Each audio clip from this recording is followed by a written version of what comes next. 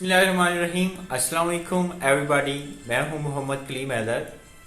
Exams exams exams, हर student पे exams का खौफ सवार है, क्योंकि आजकल एग्ज़ाम्स का सीज़न चल रहा है।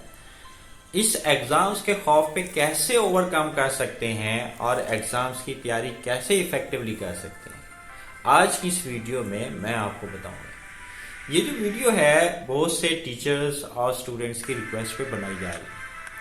आज इस वीडियो में मैंने आपको वो काम बताने हैं जो आपने एग्ज़ाम्स के दौरान करने हैं, और वो काम बताने हैं जो आपने एग्ज़ाम्स के दौरान नहीं करने। मैं आपको ये बेहतर तौर पर बता सकता हूँ क्योंकि मेरा इस फील्ड में, टीचिंग की फील्ड में 22 इयर्स का एक्सपीरियंस है। आप कह लें ये जो आज की वीडियो है ये 22 साल तजर्बात का निचोड़ है।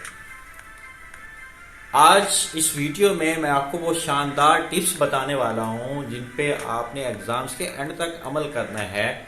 जब आप इन टिप्स पे अमल करेंगे आप बेखौफ होकर एग्ज़ाम्स की तैयारी कर सकेंगे और एग्ज़ाम्स में आप अच्छे मार्क्स हासिल कर सकेंगे। अगर आप एग्ज़ाम्स में यकीनी कामयाबी चाहते हैं तो फिर आप खुद भी इस वीडियो को एंड तक गौर से सुने, और हो सके तो ये वीडियो आपने अपने क्लास फेलोज को भी शेयर करनी है ताकि उनका भी फायदा हो, और उन पेरेंट्स को भी शेयर करनी है जिनके बच्चों के एग्जाम्स होने वाले।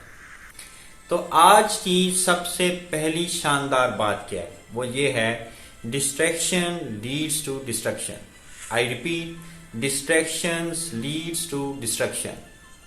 आपने करना क्या है, अगर आप सेल फोन यूज करते हैं तो आपके सेल में मौजूद जितनी भी ऐप्स हैं, चाहे वो गेमिंग ऐप्स हैं, नेटफ्लिक्स है, अमेज़ोन कोई ऐप है, फेसबुक यूज़ करते हैं, व्हाट्सएप यूज़ करते हैं, जितनी भी ऐप्स यूज़ करते हैं, मैं आपसे रिक्वेस्ट करता हूं कि आप काइंडली इनको अनइंस्टॉल कर दें। होता क्या है, फर्स्ट करें आप फेसबुक यूज़ करते हैं या व्हाट्सएप आप यूज़ करते हैं, उस पर आप कोई पोस्ट लगाते हैं तो आप बार बार चेक करते हैं कितने लाइक्स आए हैं, कितने कमेंट्स आए हैं, आपके किस किस फ्रेंड ने आपको कमेंट किया है, आपकी वीडियो को या आपकी पोस्ट को व्यू किया है।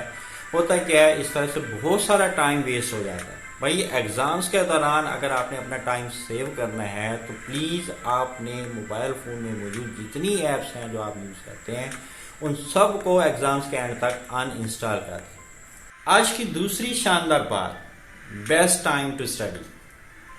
अगर कोई मुझसे सवाल पूछता है दिन के 24 घंटों में से वो कौन सा टाइम है जिसमें इफेक्टिवली स्टडी की जा सकती है, तो इसका जवाब है बड़ा सिंपल सा, भाई तहज्जुद के टाइम या फजर की अजानों के टाइम से लेकर सुबह 7 बजे तक 8 बजे तक का ये जो 3-4 घंटे हैं इनमें इफेक्टिव स्टडी है। ये जो इस टाइम में की गई जो स्टडी है हो सकता है वो बाकी के दिन में जो 8 से 10 घंटे की पढ़ाई है उसके बराबर। मैंने क्या कहा, ये जो तहज्जुद के टाइम से लेकर सुबह 7 बजे तक 8 बजे तक का जो टाइम है इसमें बड़ा इफेक्टिवली स्टडी होती है। उसकी वजह यह है कि आप नींद करके जब आप जागते हैं आपका जो ब्रेन है वो फ्रेश हो चुका होता है, आप एक्टिव हो चुके होते हैं और आसपास शोर नहीं है, सब सो रहे हैं, हमसायों का शोर नहीं आ रहा, टीवी चलने का शोर नहीं आ रहा, किचन से आवाज़ नहीं आ रही, घर के किसी कोने से भी आवाज़ नहीं आ रही। ये वो टाइम होता है जिसमें आप इफेक्टिवली स्टडी कर सकते हैं। आज की तीसरी शानदार बात ये है, ऑर्गेनाइज द स्टडी स्पेस। मतलब आप जहाँ बैठ के पढ़ते हैं, मतलब आपकी जो स्टडी टेबल है उस पर चीज़ें वेल ऑर्गेनाइज होनी चाहिए और इन्वायरमेंट कंफर्टेबल होना चाहिए। अगर चीज़ें बिखरी हुई होंगी तो आपकी जो अटेंशन है वो क्या हो सकती है, वो डाइवर्ज हो सकती है, आपकी तवज्जो मुंतशिर हो सकती है। तो चीज़ें ऑर्गेनाइज होंगी, इन्वायरमेंट कंफर्टेबल होगा तो आपकी स्टडी इफेक्टिवली होगी। आज की चौथी और अहम बात क्या हो सकती है, आज की चौथी और अहम बात यह है, take regular breaks during your studies. देखिए कुछ स्टूडेंट्स प्लान करते हैं कि वो मुसलसल 5 घंटे 6 घंटे 8 घंटे पेपर की तैयारी करेंगे। अगर वो ऐसा प्लान कर रहे हैं तो वो गलती पर है। देखें आप इफेक्टिव स्टडी कैसे कर सकते हैं। एक बात याद रखिएगा, जब आप अपने ब्रेन को पीरियडिकली आप रेस्ट देते हैं तो आपका ब्रेन फ्रेश होने के बाद बेस्ट फंक्शन परफॉर्म करता है। جب آپ 40 منٹ 45 منٹ میکسیمم 1 گھنٹہ کی اسٹڈی کے بعد آپ 10 to 15 20 منٹس کی شارٹ بریک آپ لیتے ہیں، آپ کا برین فریش ہو جاتا ہے اور آپ کے برین میں زیادہ سے زیادہ چیزیں ایبزارب ہو جاتی ہیں، آپ کی اسٹڈی افیکٹولی ہے۔ دیکھیں وہ جو 10 to 15 یا 20 منٹس کی آپ نے بریک لیا ہے، یاد رکھیے گا اس میں گیمنگ ایپس یوز نہیں کریں، اس میں فیس بک واٹس ایپ وغیرہ آپ نے یوز نہیں کرنے، یہ ساری ٹائم ویسٹنگ جو ہیں یہ چیزیں ہیں، یہ چیزیں میں آپ کو پہلے بتا چکا ہوں، آپ نے اپنے موبائل سے ان انسٹال کر دینی ہے ایگزامز کے اینڈ ہونے تک۔ اور اگر آپ نے گیمنگ ایپ بھی نہیں یوز کرنی، فیس بک بھی نہیں یوز کرنا، پھر کیا کر سکتے ہیں، پھر آپ اپنی پسند کی سپورٹس آپ جو ہیں وہ کھیل سکتے ہیں اپنے فیملی ممبرس کے ساتھ، یا آپ ان کے ساتھ گپ شپ کر سکتے ہیں۔ اس چھوٹی سی بریک سے آپ کا مائنڈ، آپ کا برین فریش ہو جائے گا اور آپ افیکٹولی اسٹڈی کر سکتے ہیں۔ آج کی 5ویں شاندار بات، اوائڈ جنک فوڈز۔ جتنے بھی فاسٹ فوڈز ہیں، پیزاز ہیں، برگر ہیں، پاستاز ہیں، ان ساری چیزوں سے آپ نے اوائڈ کرنا، اور باقی جتنی بھی انہیلدی فوڈز ہیں۔ بعض دفعہ ہوتا کیا ہے، پیپر دینے کے بعد جب آپ گھر واپسی آ رہے ہوتے ہیں، راستے میں کوئی دہی بلے والا آپ کو سموسے پکوڑے والا یا آپ کو جناب گول گپے والا نظر آ گیا ہے، تو آپ یہ چیزیں کھاتے ہیں، اور اگر آپ کی صحت خراب ہو جاتی ہے تو آپ کچھ دنوں تک، آپ اگر خدا نہ خواستہ ٹھیک نہیں ہوتے، آپ کی جو سال کی محنت ہے وہ ضائع ہو سکتی ہے۔ اس لیے میری آپ سے ریکویسٹ ہے، آپ نے ان ساری انہیلدی فوڈ سے، جنک فوڈ سے آپ نے کیا کرنا ہے، اوائڈ کرنا۔ جب تک آپ کے ایگزامز ختم نہیں ہوتے، آپ نے اپنی امی کی پکی ہوئی دال، ساگ، سبزی، روٹی کھانی ہے، گھر میں بنا ہوا کھانا آپ نے کھانا ہے، آپ نے بازاری کھانا بھی آپ نے نہیں کھانا۔ نیکسٹ ٹپ فار پریپریشن کیا ہے؟